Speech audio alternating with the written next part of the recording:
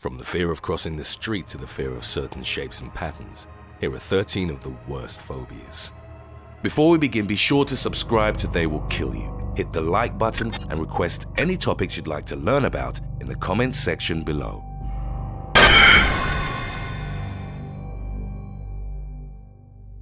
Number 13.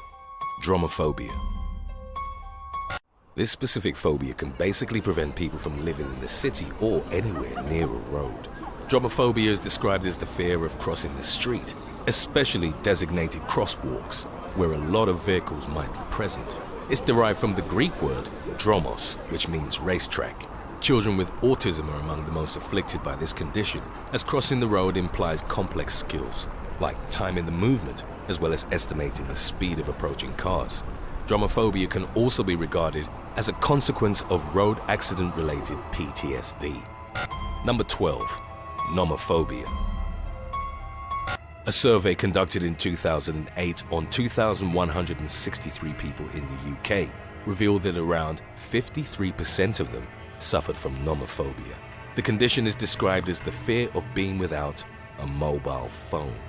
More than half the people surveyed felt anxious whenever they didn't have network coverage, they ran out of credit or battery, or if they lost their phones.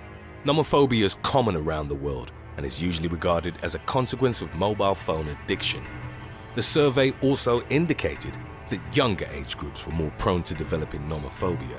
Aside from addiction to technology, this condition can occur with people who've had negative experiences as a result of being left without a mobile phone. Extreme and irrational reactions may be triggered by restriction of mobile phone use in certain places like hospitals, airports, or academic institutions. Number 11. Chronophobia. Chronophobia is the anxiety felt over the passage of time. It's the feeling that events are moving too fast and are therefore hard to make sense of. It can be caused by traumatic childhood experiences, old age, or incarceration. Prison inmates and the elderly are most affected by chronophobia. For the elderly, the fear stems from the fact that they're closer to death. Time thus becomes the main threat to their existence. Because inmates spend long periods in a confined space, they also tend to develop the psychological symptoms of chronophobia. These may include dissatisfaction with life, depression, claustrophobia, and feelings of panic and madness. Number 10. Acousticophobia. Acousticophobia is a very rare condition characterized by an aversion to or fear of loud sounds. This can be triggered by devices such as computers or TV speakers, home theater systems, or headphones. Often, acousticophobics will turn the volume all the way down before doing something that will cause such devices to emit sound. This way, they can control the level and steadily raise it to a comfortable level. Parades and carnivals, where the sound goes past 120 decibels, might cause them to also develop agoraphobia, the fear of being outside one's home. One example that's particularly distressing is watching someone slowly inflate a balloon beyond its normal capacity. The anticipation of that balloon to pop can be so excruciating that when the sound does occur, it can cause headaches and panic attacks. In its more severe forms, acousticophobia can also refer to the fear of voices, even one's own voices. Number 9. Ablutophobia. This phobia, which is more common in women and children, is defined as the fear of cleaning, bathing, and washing. It may differ in severity from fearing to take a shower to a complete fear of anything related to washing. The fear is believed to be rooted in traumatic experiences, like childhood accidents or abusive parents that would use water or bathing as a form of punishment. According to reports from several media outlets, one British teenager met his untimely death because of ablutophobia. To compensate for not bathing, Thomas Townsend would use large amounts of deodorant. The teenager ultimately died due to excessive inhalation of butane gas from the deodorant he used. Number 8. Ergophobia. Ergophobia is a term used to describe the irrational fear of work and may be regarded as a subset of either performance anxiety, or social phobia. Whether it's about manual labor, non-manual labor, or finding employment, people that suffer from this condition experience anxiety about the workplace environment. Ergophobia may be regarded as a combination of other fears, such as the fear of socializing with co-workers, the fear of failing at tasks, and fears of psychological or emotional injuries. Needless to say, since the vast majority of people need money to survive, the fear of work can lead to significant financial struggle. Number 7. Decidophobia. In a fast-paced world, being able to make choices on the move is considered an asset. Yet for decidophobics, it's more like a living nightmare. Decidophobia is defined as the fear of making decisions. The term was coined by philosopher Walter Kaufmann in his 1973 book, Without Guilt and Justice, where he uses it to describe people who lack the will or courage to examine the different sides of a disagreement in order to find the truth. According to Kaufman, decidophobics will leave their decision-making to another authority, like a church, spouse, university, or political party, and accept whatever they receive as truth. In fact, some will actively go out of their way to avoid making a decision or to credit someone else with the responsibility. Such a phobia can have a devastating effect on a person's life, but luckily, there are forms of therapy that can make it manageable. Number 6. Heliophobia. Heliophobia is described as an irrational fear of sunlight and other bright lights. People that are heliophobic experience an intense anxiety towards being harmfully affected by those lights.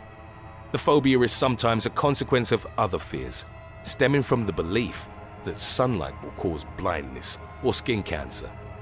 Those that have previously suffered from severe sunburn may also become heliophobic. Sufferers may choose to cover themselves in long clothing or even avoid going outside when the sun's out.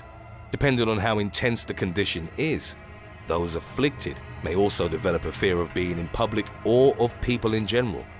Spending so much time away from the sunlight can lead to vitamin D deficiency, depression, and isolation. 20-year-old Lucy Jeffries became heliophobic after a malignant tumor was removed from her thyroid gland. Her condition got so bad that she turned down work and dating. She'd even suffer from panic attacks whenever exposed to sunlight. Number 5. Genophobia. Also known as coitophobia or erotophobia, genophobia is the physical or psychological fear of sexual intercourse or sexual relations. Its name is a contraction of the Greek words genos, which means offspring, and phobos, meaning fear. It's characterized by feelings of panic, terror, and dread towards sex and things connected to it. Those who suffer from a more severe form of the condition can't even watch sexual scenes in romantic movies. Physical symptoms may include sweating, trembling, an increased heartbeat, and shortness of breath. For many sufferers, genophobia stems from a traumatic sexual experience in their past, such as rape or molestation. Since they relive the trauma multiple times, it can lead to a fear of sex. Genophobia can also manifest as a consequence of body image issues or performance anxiety in people sexually inexperienced or who've abstained from sex a long time. It can lead to avoidance of relationships, depression, or feelings of loneliness. Number 4. Hypnophobia. Getting enough sleep is essential not only for maintaining a level of functionality, but also for our basic survival. Hypnophobia, also known as the fear of sleep, is undoubtedly one of the worst phobias to have. People that suffer from it are basically trapped between the negative, physical and psychological effects of not sleeping and the overwhelming fear that takes hold of them whenever they try to go to sleep. Number 3. Phobophobia. This one might be a bit harder to grasp. Phobophobia can be roughly defined as the fear of fear itself. It's the fear of developing a phobia and of the internal sensations associated with said phobia. It's particularly dangerous because when people do encounter the feared phobia, it often amplifies its effects. It may be regarded as a linking point between the sufferer's constant anxiety and the specific phobia that they fear developing. From this perspective, phobophobia isn't necessarily the root of all phobias, but rather an important factor in maintaining them. Number 2. Panophobia. Often described as the fear of everything, panophobia is a vague but persistent state of fear towards some unknown evil.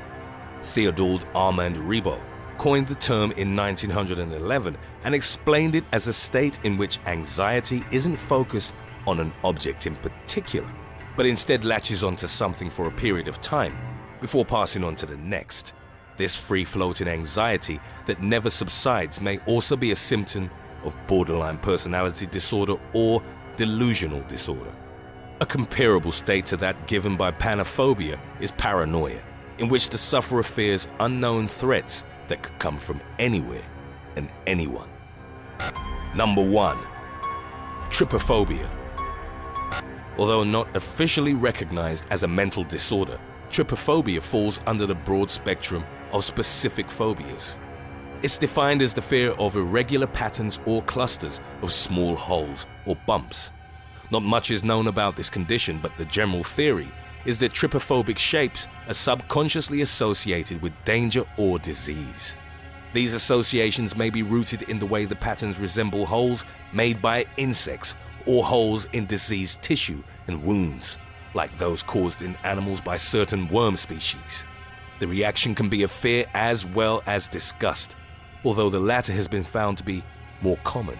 When they see these shapes, trypophobic people may feel their skin crawl and experience nausea, palpitations, body shakes, or panic attacks.